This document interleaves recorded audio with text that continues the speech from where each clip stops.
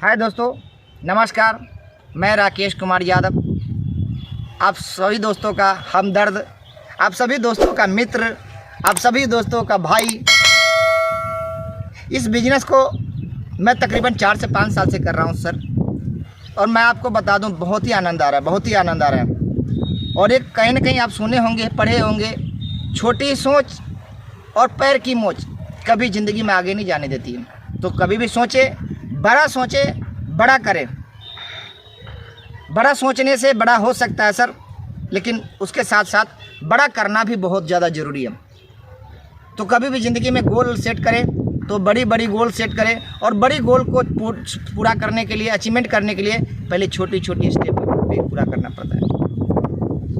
छोटी छोटी goal set करके हम धीरे धीरे बड़ी गोल को अचीवमेंट कर सकते हैं। तो इस बिज़नेस के अंदर बहुत बड़ा हमारा आना, एक बहुत बड़ा, एक समझ लीजिए कि हमारा एक बहुत बड़ा मकसद था बचपन से लेके कि ज़िंदगी में अपने जो पीछे तंगी थी वो काफ़ी थी, जो हमारे परिवार में आर्थिक रूप से जो समस्याएं थी वो काफ़ी सीरियस था, क्योंकि पिताजी उस समय उस हिसाब से काम करने वाले नहीं थे।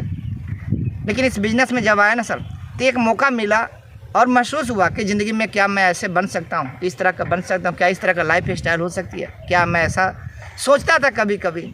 तो सोच के कई बार मन में आता था क्या मैं ऐसा हो सकता हूँ। आपके भी मन में ऐसा आता होगा, आप भी ऐसे कभी कभी सोचते होंगे। कब सोचते होंगे? जब आप जाते होंगे ना किसी को प्लान करने के लिए, तो लोग आपको बोलते होंगे तू कर ले पहले, तू अमीर बन जा पहले, तू करके दिखा दे, जब तेरा हो जाएगा ना तब बताना। ऐसे लोग कहते हैं, और ऐसे मेरे रिश्तेदार भी मुझे कहते थे। आपको भी शायद ऐसे बोलते होंगे कि पहले तू कर ले, तू अमीर बन जा, तू कामयाब हो जा, फिर मुझे बताना। लिख लेना सर डायरी पे, कागज़ कलम से पे अपने डायरी पर लिख लेना कि कौन आदमी मुझे ऐसे बोला था, तू कामयाब हो जा फिर मुझे बताना। वो आदमी आपको जो बोल रहे हैं ना, वो आपको भले के लिए बोल रहा है। ऐसा बुरा मत मानना उनको, कि अगर आपको बोल रहा है ऐसा कि तू कामयाब हो जा फिर मुझे बताना, ये समझ लेना कि आपके भले के लिए बोल रहा है। वो चाहता है कि आप कामयाब हो जाए, वो चाहता है, इसीलिए तो बोल रहे हैं। और आपकी कामयाबी का इंतजार करता है कि ये हो जाएगा कामयाब तब मानेंगे।